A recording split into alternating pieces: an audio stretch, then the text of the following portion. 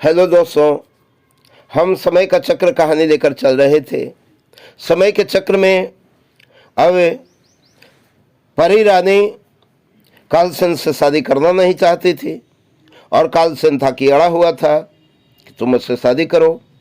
जब परी राजी नहीं हुई तो कालसेन क्रोधित हो गया। वह क्रोधित होते ही अपने केस से 2 बाल तोड़े और तोड़ने के बाद कुछ मंत्र पढ़कर उसे हवा में छोड़ दिया। वो दोनों चाबुक बनकर और तड़ातड़ परी के बदन पर गिरने लगे। परी चीख रही थी, चिल्ला रही थी, लेकिन वहां तो दूर दूर तक कोई था नहीं जो परी की दर्द भरी आवाज को सुनकर सहायता करने आता। वहां था तो वही दानवी, अत्याचारी, निर्दयी राक्षस जो उस परी की दर्द भरी आवाज को सुनकर कहे लगा रहा। इस तरह से मार खाते खाते परी बेहोश हो जाती। कुछ क्षणों के बाद जब होश आती है तो इसी तालाब के किनारे जहां परी बैठकर रो रही थी वहीं पर वह अपने आप को पाती है। तालाब के जल में स्नान करते ही शरीर की सारे दर्द, थकान मिट जाती। उसमें एक नई ताजगी, एक नई स्फूर्ति आ जाती। वह सोचती है मैं कालसेन के चंगुल से भाग जाऊं। इससे वह बहुत तेजी से भागने लगती। तब तक गर्म हवा चलती है और वह गर्म हवा में झुलसती हुई, तड़पती हुई, जलती हुई कालसेन के महल के पास जाकर गिर जाती है। कालसेन अट्ठास करता है, ओह, तो तुम मुझसे भागने की कोशिश कर रही थी। तुझे मालूम नहीं कि दुनिया की कोई ऐसी ताकत नहीं है जो मेरी जादुई शक्ति से तुझे मुक्त करा सकता है। इससे भागने की कल्पना भी नहीं करना, और तुमने भागने की जुर्म की है, इससे पुनः दंड दिया जाता है।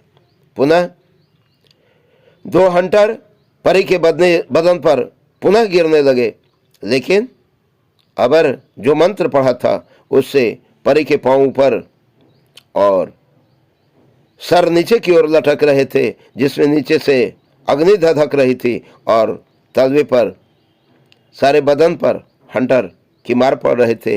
परी चीख रही थी, चिल्ला रही थी और पुनः अपने आप को होश में जब पाए तो तालाब के किनारे। अब परी इतना भयभीत हो गई थी कि वह भागने का कभी नाम नहीं ले सकती थी, कभी नहीं भागने की कल्पना कर सकती थी। और वह अपनी नीति समझकर जब तक मैं जिंदा रहूंगी कालसेन की गुलाम बनकर रहूंगी, और कालसेन से शादी तो कर नहीं सकती, लेकिन उसको खुश करने के लिए मार से बचना है तो खुश करना होगा। और उसे खुश करने के लिए परी प्रतिदिन दर्जनों भैंसे, गधे, भैंस, बकरियां काटकर गलाती थी और भोज्य पदार्थ बनाकर कालसेन को देती थी। घर में पोछे लगाती थी, वस्त्र साफ करती थी, महल की धुलाई करती थी और बात बात पर डांट फटकार और पिटाई होती थी। और जब थक जाती थी तो इसी तालाब के किनारे स्नान करके अपने दुर्भाग्य पर रोया करती थी। आज भी वही परी कर रही थी और दिनेश को पाकर वह कुछ क्षण अपने आप को हल्का महसूस की, खुशियां मन में आई, लेकिन पुनः निराश हो गई। दिनेश, अब कालसेन का कभी भी बुलावा आ सकता है और जैसे ही वहां से बुलावा आएगा तत्क्षण मुझे जाना पड़ेगा। लेकिन तुम कुछ क्षण तक रहे तो मेरे मन को आनंदित किया, लेकिन तुम चाहकर भी मेरी कोई सहायता नहीं कर सकते। दिनेश ने कहा, क्यों बहन? दुनिया में कोई भी काम ऐसा नहीं है जो असंभव हो, जिसे संभव नहीं बनाया जा सकता। परी ने कहा, तो कालसेन की जादुई शक्ति से अभी तेरे को बतलाया कि कालसेन से बड़ा कोई जादूगर है ही नहीं और उसकी जादुई शक्ति से मुझे कोई बचा नहीं सकता है, तो तुम क्या करोगे? दिनेश ने कहा, बहन, दुख में तुम्हारे बुद्धि जो है वह सही तरह से काम नहीं कर रहे हैं, लेकिन मैं तुम्हारे दुख से दुखी हूं, फिर भी मेरी बुद्धि जागृत है। अभी अभी तुमने कही कि कालसेन के गुरु का श्राप है कि वह जिस समय किसी से जबरन करेगा गुरु उसे जला डालेंगे। इससे साफ जाहिर होता है कि कालसेन बुरा है। कालसेन के गुरु बुरे नहीं है, और गुरु वह होता है, शिष्य चाहे जितना भी महान बन जाए, लेकिन वास्तविक गुरु के पास एक होता है जिससे वह कभी भी चाहे तो शिष्य के बुरे कार्य करने पर उसके सारी सिद्धियों को जला सकता है। मैं उसे अज्ञात नाम गुरु की साधना करूंगा, तपस्या करूंगा, और जब मेरी साधना और तपस्या पूर्ण हो जाएगी तो मैं उनसे जादुई मंत्र सीखकर कालसन से तेरे को मुक्त कराऊंगा। परी ने कहा, भैया ये सब बकवास की बात है, ये सब कभी नहीं हो सकता। लेकिन दिनेश अब कुछ सुनने वाला नहीं था। वो आगे बढ़ गया, परी से पहाड़ी पर चढ़ने लगा और एक एक कर अपने सारे वस्त्रों को फाड़कर शरीर से अलग करते जा रहा था। परी चीख रही थी, चिल्ला रही थी, भैया भैया बोलो, कहाँ जा रहे हो? लेकिन दिनेश कुछ भी सुनने के लिए तैयार नहीं था। दिनेश पहाड़ी की ऊंची चोटी पर जाकर ध्यानलीन हो गया। हे गुरुदेव, अगर मैं एक आपदा की रक्षा करने के लिए तपस्या कर रहा हूँ, हे गुरुदेव, मेरे कार्य अगर सही हैं, मेरे विचार अगर सही हैं, तो आप मुझे सफलता दें, अपना दर्शन दें। और ऐसा बुदबुदाते हुए दिनेश साधना लीन हो गया। परी चिल्लाकर थक गई। जब दिनेश ने अपनी आंखें नहीं खोला, परी समझ गई मेरा भाई तपस्या लीन है। इससे परी निराश होकर चली गई। परी प्रतिदिन आती थी, दिनेश को आवाज लगाती थी, लेकिन दिनेश साधना लीन था, इससे परी की आवाज नहीं सुनता था। एवं कर्म से 7 दिन बीत गए। आज 8वां दिन था। आज साधना की परीक्षा होने वाली थी। साधना की परीक्षा में आज शाम होते ही भूत बेताल पिचास आकर बड़े भयावने डरावने रूप लेकर दिनेश को शाम से ही डराना, चित्कार करके उसको भयभीत करना शुरू कर दिया। ये दिनेश था कि टस से मस करने को तैयार नहीं था। सुबह में एक ऐसी हवा चली कि सारे भूत प्रेत पिचास जलते तड़पते वहां से रोते बिलखते भाग खड़े, और दिनेश पुनः अपनी साधना में लीन हो गया। परी का आवागमन चलता रहता था, चिल्लाती थी। दिनेश को कुछ आप भी थी सुनाना चाहते थे, लेकिन दिनेश था कि अपनी आंखें खोलने को तैयार नहीं था। एवं क्रम से 1 महीने बीत गए। आज तपस्या की अंतिम घड़ी की परीक्षा थी। आज शाम से ही दिनेश पर भूत पिचास प्रेत आकर अनेकों प्रकार के डरावने स्वरूप ही नहीं दिखा रहे थे, बल्कि खून से उसे स्नान कराया जा रहा था। मांस के लोथड़ों और हड्डियों से उस पर प्रहार किया जा रहा था। सारा शरीर लहूलुहान हो गया। रात्रि भर प्रहार सहता रहा, लेकिन दिनेश टस से मस नहीं हुआ। सुबह में एक ऐसी कोमल हवा चली कि सारे गंदे पदार्थ उड़कर हवा में दूर चले गए। वहाँ का स्थान बड़ा ही रमणीय और शांत हो गया। भूत प्रेत वहाँ से डर कर भाग गए, और वहाँ पर चारों तरफ प्रकाश ही प्रकाश फैल गया। और एक दिव्य पुरुष, सफ़ेद बड़ी बड़ी दाढ़ियाँ, लंबे लंबे बाल, उजला वस्त्र पहने हुए मुस्कुरा रहे थे। उठो दिनेश, तुम्हारी साधना पूर्ण हुई। दिनेश ने अपनी आंखें खोली। कौन? गुरुदेव। हाँ दिनेश, मैं कालसेन का गुरुदेव। बोलो तुम क्या चाहते हो? दिनेश ने कहा, गुरुदेव आप तो सब कुछ चाहते हैं, जानते हैं।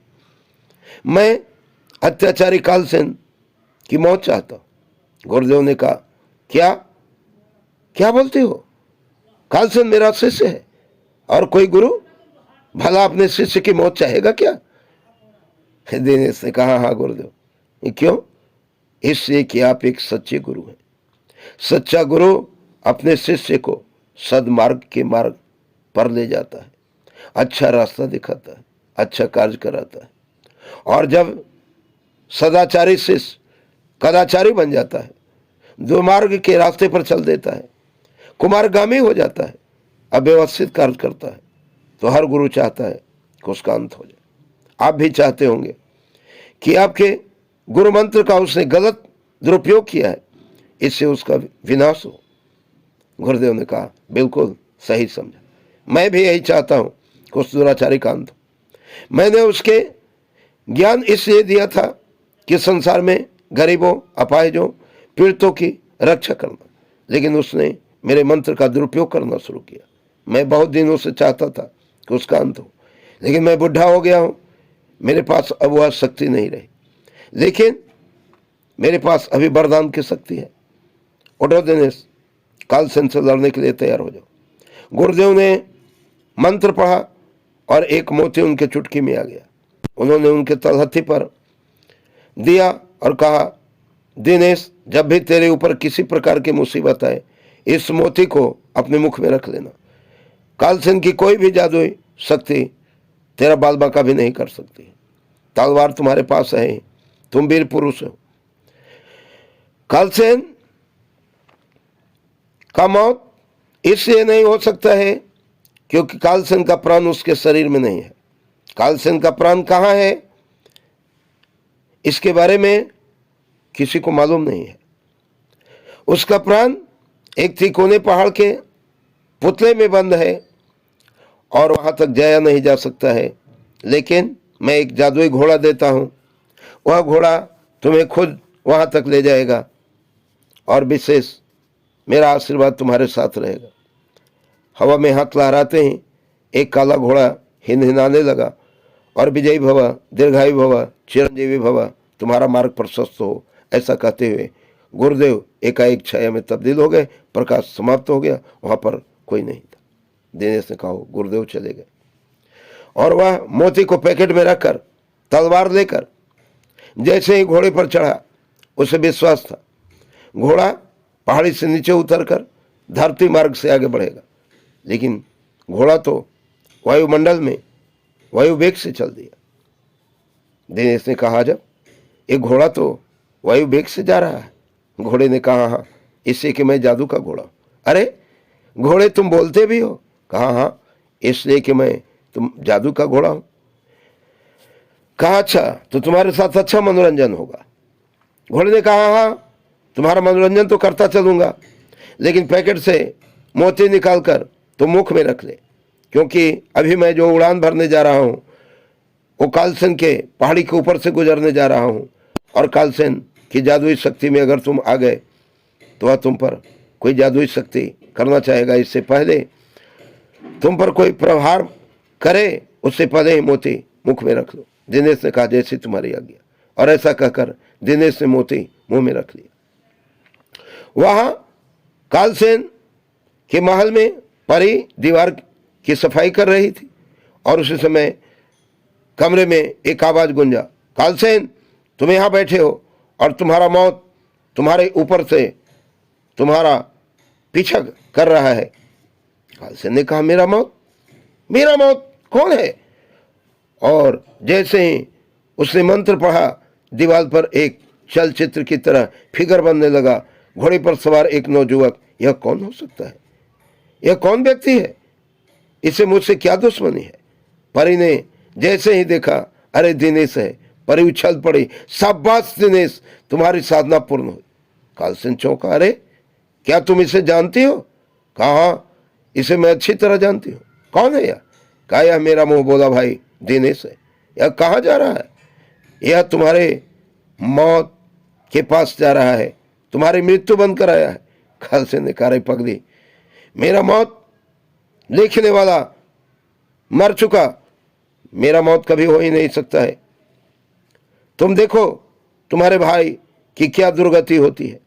उसने मंत्र पढ़ा, मंत्र से एक विशालकाय सर्प तैयार हुआ। वह सर्प उड़ता हुआ गया और घोड़े सहित दिनेश को अपने आगोश में लपेट लिया।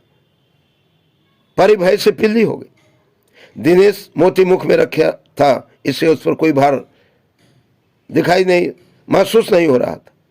घोड़े ने कहा, दिनेश, मैं शक्तिशाली घोड़ा हूं, सर्प के बंधन से मुझ पर कोई प्रभाव नहीं पड़ सकता। तुम भी मोती मुख में रखे हो, गुरु के आशीर्वाद से तुम्हें भी कोई इससे परेशानी नहीं है। लेकिन तुम्हारी बहन भयभीत हो रही होगी, हार्ट अटैक हो सकता है, उसकी हृदय गति रुक सकती है। इससे तलवार तुम्हारे पास है, इस सर्प को काटकर भूमि पर गिरा दो। कल दिनेश ने कहा, जैसे तुम्हारी आज्ञा। और झट से अपने हाथ को ढीला कर उसने तलवार से सर्प के टुकड़े टुकड़े कर भूमि पर गिरा दिया। परी उछल पड़ी, शाबाश दिनेश, तुमने कालसेन की जादुई शक्ति को भी निष्फल कर दिया। कालसेन क्रोध से आग बबूला हो गया। परी, तुम समझती हो कि तुम्हें कालसेन के जादू से यह चौकड़ा बचा लेगा अरे दुनिया में कोई ऐसा ताकतवर नहीं है जो कालसन के जादू से बच सकता है। दोस्तों, इस कड़ी का शेष भाग हम अगले दिन अगले एपिसोड में आपको देंगे।